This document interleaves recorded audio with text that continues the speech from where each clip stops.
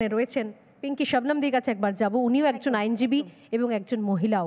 খুব গুরুত্বপূর্ণ একটা পয়েন্ট আমার মাথায় রইল পরবর্তীকালের জন্য, যখন নন্দিনী বলতে উঠবেন যে শুধুমাত্র মায়েরা মেয়েরা, নিঃসন্দেহে আমরা বলছি মায়েরা মেয়েরা রাস্তায় নেমে পড়েছে, কিন্তু বাবা কাকা দাদারা তারাও কি অপরিসীম নরক যন্ত্রণার মধ্যে থেকে তারাও আজকে বাধ্য হচ্ছেন হাতে লাঠি বা বাঁশ তুলে নিতে, যেভাবে আমরা দেখেছি, কিন্তু মুখ ঢেকে। কারণ আবারও ভয় রয়েছে পরিবার ছাড়খাড় হওয়ার, মাথার ছাদ চলে যাওয়ার। কি যন্ত্রণায়, কি অসম্মান অপমানের মধ্যে তাদের দিন গুজরানো হয়েছে, যখন তারা জেনে শুনেও মুখ বন্ধ রাখতে বা মার খেয়ে পড়ে থাকতে বাধ্য হয়েছেন। শবনম দে আমাদের পরবর্তী বক্তা। সবাইকে অনেক শুভেচ্ছা, আর বাংলা দর্শকদের অনেক শুভেচ্ছা, নমস্কার। এইখানে যে কথা হোক কথায়, সেখানে হচ্ছে গণ অভ্যুত্থান। গণ অভ্যুত্থানটার মানেটা কি? যেখানে বিদ্রোহটা হয় সারা দেশ নিয়ে, যেখানে রাষ্ট্রের প্রতি মানুষের বিদ্রোহ জন্মায়, বিক্ষোভ জন্মায়, উন্নয়ন হয়নি, তাদের কোনোভাবে কাজকর্ম কিংবা তাদের কোনোভাবে উন্নয়ন হয়নি সেখানে। কিন্তু এই সন্দেশখালি একটা অঞ্চল যেখানে ব্লকেতে যে মা বোনেরা, দিদিরা, ভাইরা, দাদারা যে আজকে বিরোধিতা করছে, সেখানে কিন্তু বিজেপি এসেছিল, সেখানে জিতেছে পঞ্চায়েত ইলেকশনে, সেখানে তৃণমূলের কিন্তু জয় হয়নি। এবং বারবার বলছে তৃণমূল লুট করেছে, তৃণমূল লুট করেছে। সুস্মিতা দি তো আইনজীবী, আমিও আইনজীবী। আমরা দেখেছি পোস্ট ভায়োলেন্স কেসে একটাও মামলা তারা কিন্তু প্রুভ করতে পারেনি কোর্টে। এবং সুপ্রিম কোর্টে যে মামলাটা হয়েছিল, সেখানে বলা হয়েছিল যে পিল করা হয়েছিল সন্দেশখালিকে নিয়ে এবং কম্পেয়ার করা হয়েছিল মণিপুরের সাথে। সেখানেও সুপ্রিম কোর্ট স্ল্যাপ অফ করে বলে দিয়েছিলেন যে এটা মণিপুর কখনো সন্দেশখালি হতে পারে না। আমাদের জানতে হবে, শুধু এখানে রাজনীতি করলে চলবে না। এখানে একটা ভুল হয়েছে, বিক্ষিপ্ত ঘটনা হয়েছে, সেটা নিন্দনীয় হয়েছে, সেটা আমাদের শোধন করতে হবে। আমরা তার জন্য সঙ্গে সঙ্গে ডিজি চেঞ্জ হয়ে গেছে, ডিআইজি, এজি এসেছেন, তারপরেতে ওখানে থানার পুরোটা সেট আপ চেঞ্জ করে দেওয়া হয়েছে। ব্লক থেকে, পঞ্চায়েত থেকে সবাইকে, এমনকি শাহজাহান যাকে, তার যে ভাইকেও, সিরাজকেও করে সরিয়ে দেওয়া হয়েছে। এবং আমাদের মাননীয় মুখ্যমন্ত্রী বলেছে জিরো টলারেন্স, কোনোভাবে কাকে রেয়াত করা যাবে না। বারবার কালিমাপ তো করবেন না আমাদের মাননীয় মুখ্যমন্ত্রী। তিনি মহিলা, তিনি ব্যথিত, তিনি মমতা, তিনি দেখছেন এবং দক্ষ একজন শাসক হয়ে উনি চালনা করছেন।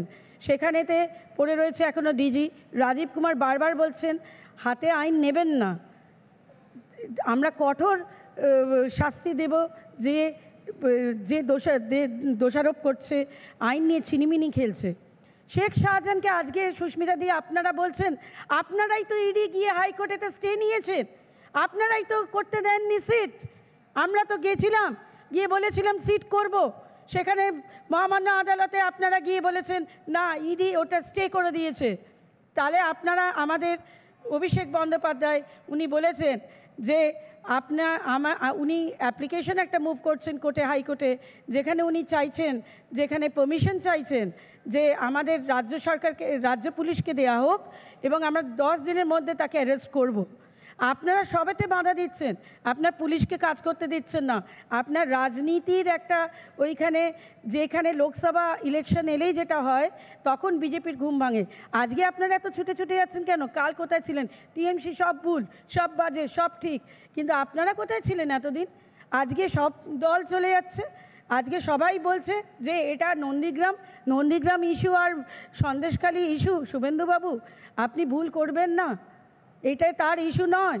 এবং যেখানে আমাদের মাননীয় মুখ্যমন্ত্রী প্রতিটা এতে, কালকেও পার্থভৌমিক সুজিত বসু ছিল এবং তারা জনে জনে কথা বলেছে, 75খানা অভিযোগ জমা পড়েছে, পাট্টা দেওয়া হয়েছে 28খানা, এবং এটাকে খুব তাড়াতাড়ি করা হচ্ছে।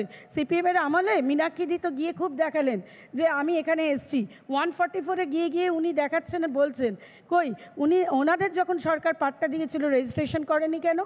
সেইগুলো তুলুক, সেইগুলো কথা হোক। সেইগুলো ধামাচাপা দিয়ে কালিমাপ্ত করলে চলবে না।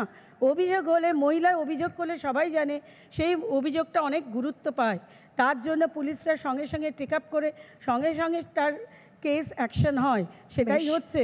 এবং অনেকজনকেই ধরা হয়েছে, 18 জনকে ধরা হয়েছে। একদম। নন্দিনীদের বক্তব্য একটু শুনে নি আমরা। প্লিজ রয়েছেন পিঙ্কি শবনমদির কাছে একবার যাব। উনিও একজন আইনজীবী এবং একজন মহিলাও।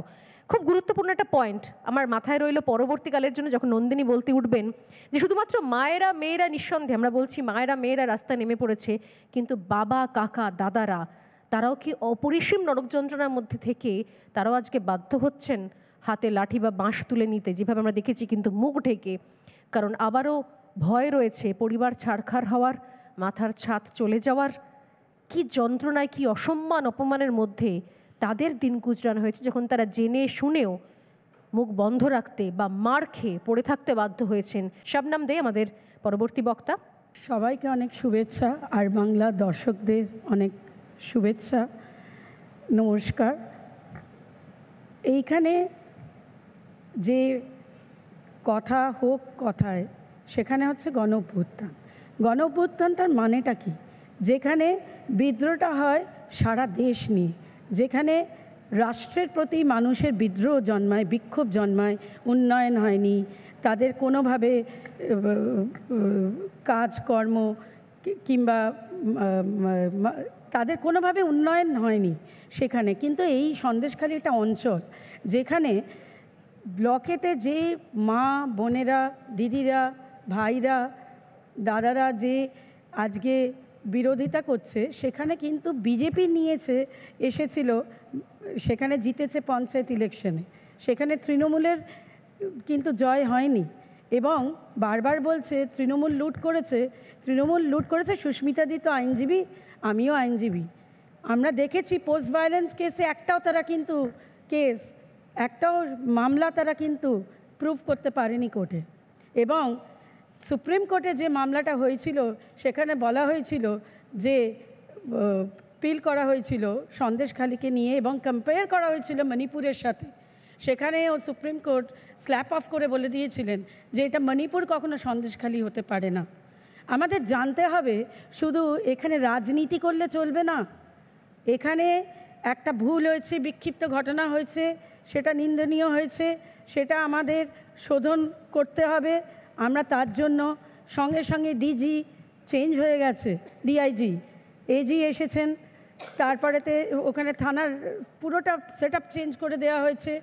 ব্লক থেকে, পঞ্চায়েত থেকে সবাইকে, এমনকি শাহজাহান যাকে, তার যে ভাইকেও, সিরাজকেও করে সরিয়ে দেওয়া হয়েছে। এবং আমাদের মাননীয় মুখ্যমন্ত্রী বলেছে জিরো টলারেন্স, কোনোভাবে কাকে রেয়াত করা যাবে না। বারবার কালিমাপ্ত করবেন না আমাদের মাননীয় মুখ্যমন্ত্রী। তিনি মহিলা, তিনি ব্যথিত, তিনি মমতা, তিনি দেখছেন এবং দক্ষ একজন শাসক হয়ে উনি চালনা করছেন। সেখানেতে পড়ে রয়েছে এখনও ডিজি রাজীব কুমার। বারবার বলছেন হাতে আইন নেবেন না, আমরা কঠোর শাস্তি দেব যে দোষারোপ করছে, আইন নিয়ে ছিনিমিনি খেলছে। শেখ শাহজাহানকে আজকে সুস্মিতা দিয়ে আপনারা বলছেন, আপনারাই তো ইডি গিয়ে হাইকোর্টেতে স্টে নিয়েছেন, আপনারাই তো করতে দেননি সিট। আমরা তো গিয়েছিলাম, গিয়ে বলেছিলাম সিট করব, সেখানে মহামান্য আদালতে আপনারা গিয়ে বলেছেন না, ইডি ওটা স্টে করে দিয়েছে। তাহলে আপনারা, আমাদের অভিষেক বন্দ্যোপাধ্যায় উনি বলেছেন যে উনি অ্যাপ্লিকেশন একটা মুভ করছেন কোর্টে, হাইকোর্টে, যেখানে উনি চাইছেন, যেখানে পারমিশন চাইছেন যে আমাদের রাজ্য পুলিশকে দেয়া হোক এবং আমরা 10 দিনের মধ্যে তাকে অ্যারেস্ট করব। আপনারা সবেতে বাধা দিচ্ছেন, আপনার পুলিশকে কাজ করতে দিচ্ছেন না। আপনার রাজনীতির একটা যেখানে লোকসভা ইলেকশন এলেই যেটা হয়, তখন বিজেপির ঘুম ভাঙে। আজকে আপনারা এত ছুটে যাচ্ছেন কেন? কাল কোথায় ছিলেন? টিএমসি সব ভুল, সব বাজে, সব ঠিক, কিন্তু আপনারা কোথায় ছিলেন এতদিন? আজকে সব দল চলে যাচ্ছে। আজকে সবাই বলছে যে এটা নন্দীগ্রাম ইস্যু আর সন্দেশখালি ইস্যু। শুভেন্দুবাবু, আপনি ভুল করবেন না, এটাই তার ইস্যু নয়।